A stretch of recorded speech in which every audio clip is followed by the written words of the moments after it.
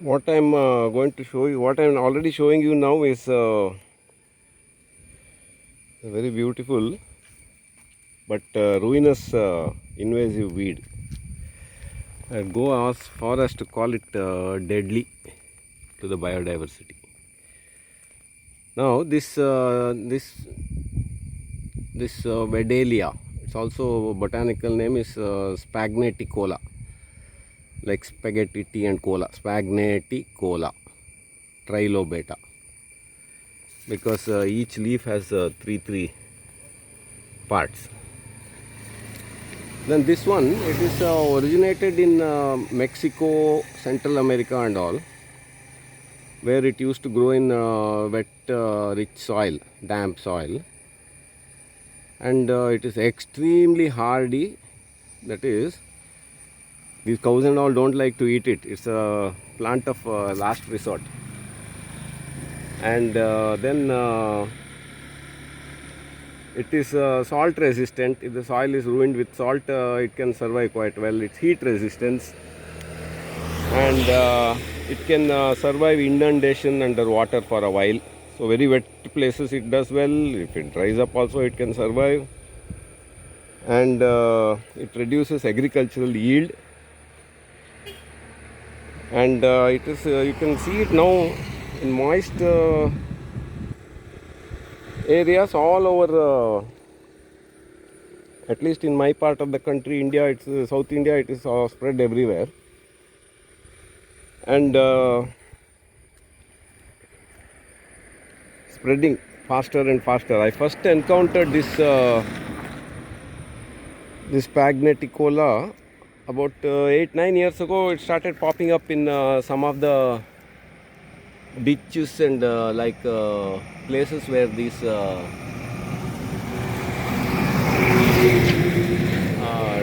drain water and all gathers. Then slowly it is spread everywhere, and it looks so pretty that people don't realize what a deadly thing it is. And so this Spagneticola, it has originated there, and then the gardeners and all have collected it and used it. It makes beautiful flower beds and all, and it doesn't get any insect attack. So because in far off locations, insects have not learned how to eat it. So then it has gone and escaped from gardens, and it is such a versatile plant. If you cut all this and remove it, then you have to burn it or something. And even if a little segment like this survives, that's enough. It will root right there at the nodes, and then voila, next year back with a bang. So it can spread from these root cuttings, cuttings and all, and then these flowers profusely. And these daisy family flowers, they have lots of seeds, and they are spread by the air and all also. And they float down in the waterways and the ditches and all, and then they spread on that way also. So it has now become an invasive weed, so much so that in the United Nations list of invasive species, 100 worst invasive species, most damaging, this is also got into that list. And this is an example of how this getting imported fancy plants into your gardens can finally become a dangerous thing. And now little bit I'll explain to you why it is such a noxious weed. Though there are no thorns, and then it doesn't look like a typical weed. It has one or two specialities. That is, it settles in the places where the soil fertility is highest. Now this particular location, it is one corner of the street, and from all the ditch water from the upstream comes down in that ditch. It comes down there, and then from the other three directions also the rainwater comes down and it all finally gathers over here. So this area contains the accumulated silt of many years. And this kind of rich valley bottom kind of places, they are in our India, many species are there who need this kind of valley bottom, sunny, the same niche what this spaghetti, this Vedalia plant, Spaghetticola, what this one occupies, that for that our own Indian species are there. For example, this Centella asiatica, gotu-kola. Normally, gotu-kola will occur naturally in this type of place where it's moist and damp and soil is rich and nice. Then along with that jal brahmi and then numerous types of grasses and little plants, others, so many are there. Now this one has spread so effectively that I can hardly see any native species surviving who are able to compete with this. Here if we see, this is a native species. This is that Clerodendrum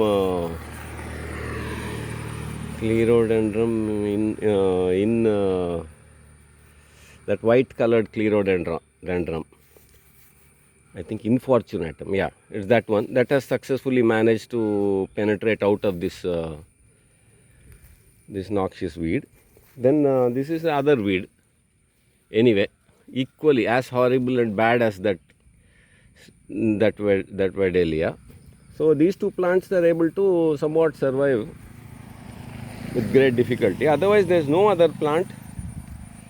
This Vedalia has completely smothered everything else.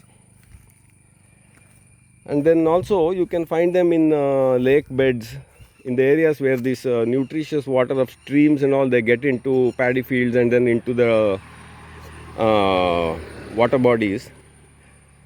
That is the breeding ground of many of the smallest like amphibians and all, frogs, little fish. They all breed, and all their breeding activity happens around the edge of these waterways. Once you have this weed has come in, that entire ecosystem is disturbed. So if you find this is there in your area, the population of things like frogs and then little native fish and these little plants that are herbs and all, that are nature has designed, our own endemic native species, they all slowly reduce and go away. And this will take over completely. Since no Indian insect is able to eat this, it is very happy here. Cows also, if nothing else is there, only they eat it. So there is no competition at all. It's a walkover for this species. And getting rid of it also is a big headache. It has to be painstakingly removed by hand for 2 or 3 years. If you remove once, next year you will find that 1 or 2 twigs had escaped and it has once again come back. Again you have to remove it, and then you have to be constantly alert. The minute you see this yellow flower, it's a danger sign. And also it sucks up so much nutrition from the ground that it starts competing with your paddy field, all your local plants, your crop plant and all, after a while. And then you see underneath, hardly anything is there. It just becomes a kind of a ecological desert. So to conclude, let me sum it up. All that looks pretty is not a kind of a, it's not good. Don't be fooled by the appearance, and avoid the temptation to just buy and cram these foreign species of unknown origin about which you don't know anything into your garden, because they can escape and become a deadly nuisance and a threat. And give preference to your own native area plants because they are all interconnected. In a wet, moist area like this, lot of native plants should have been there, which have juicy leaves and all. And what people forget is birds and all, they need to eat also. And many of these little birds and all, they eat all these little berries. And then at that time when they need to lay the eggs and all, they need extra protein.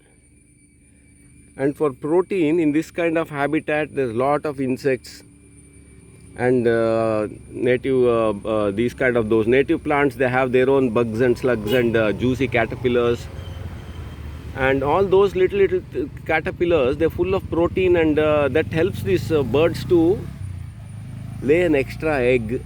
It will have more energy to go hunt and take care of its those chicks and all. And also these little chicks, they can't swallow and I mean easily. And these soft type of caterpillars and little moths, little those butterflies and all kind of nondescript insects, spider, gator, everything is protein. And a supplement of those are needed for the young chicks to get strong bones and all. They can't just eat that watery berries and become healthy. Many of them need they eat both. They're omnivorous. They eat both insects as well as some fruits and all. So this weed spells disaster in the richest, in the places like west coast of India, and then western Ghats in the valleys near Jog Falls. I have seen it in the some of the biodiversity hotspots of the world, in the richest valley bottoms. This weed has now encroached and done enormous, incalculable damage. In my opinion, if someone really calculates, it will run into billions of dollars. And all because of just mindless importing and getting all kind of plants from all kind of places without even knowing what is there in your own country and what is the use of them.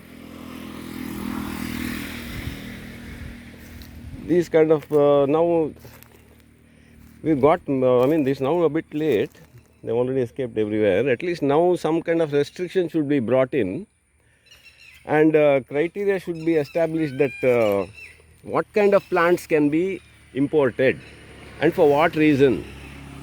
There should be some good reason, and some check and balance should be there to import exotic plants. India is such a vast country in terms of geographic and climate zones that every imported plant has a good potential to become a weed somewhere or other if it's a bit hardy. So to conclude, let me say that when you get plants into your garden, into your surrounding area, find out what it is. Look up in that Facebook and internet and all. Nowadays, everybody has this smartphone. You just click it and show and ask. You will find out what it is. Find out where it has come from. If it is not from your area, just don't buy it. And particularly these invasive weed categories, please avoid them like plague. And second, at a national level and international level, these trade in these exotic plants should be regulated. Some rules should be there. Reckless transport of these plants here and there across the world should be immediately halted, at least now, in the face of this enormous biodiversity and this whatever extinctions that are happening. And third, those people who do have this in their farms and paddy field and all, you have to get rid of it. I don't see any way out. So try your best.